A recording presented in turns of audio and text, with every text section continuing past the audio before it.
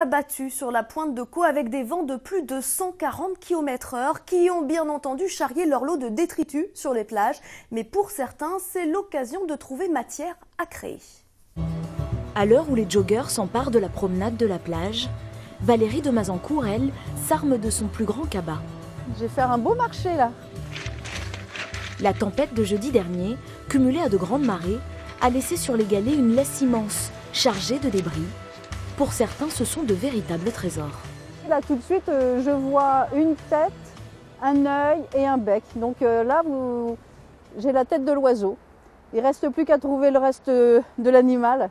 Depuis plus de 15 ans, Valérie arpente les plages et les bords de Seine à la recherche essentiellement de bois flottés pour faire des créations.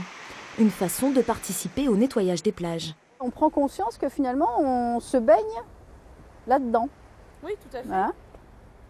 Tout à fait. Ça fait réfléchir.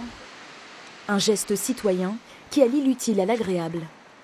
Dame Nature sculpte très très bien et que du coup, autant en profiter. Donc je sculpte pas, moi j'assemble. D'autant plus que ça fait du bien. Je pense qu'il y a énormément d'adultes qui sont capables de faire ça et qui se brident en se disant ça fait enfantin. Bon, et alors ? De retour dans son atelier, Valérie trie sa bonne récolte du jour, en quête d'inspiration.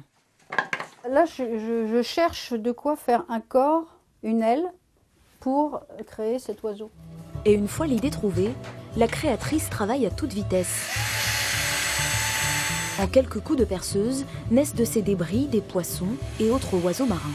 Dans les morceaux que je glane, c'est ce que je vois. Voilà, je vois des ailes, je vois des nageoires. Bon, il m'est arrivé quand même de temps en temps de voir autre chose, mais c'est vrai que c'est essentiellement des animaux.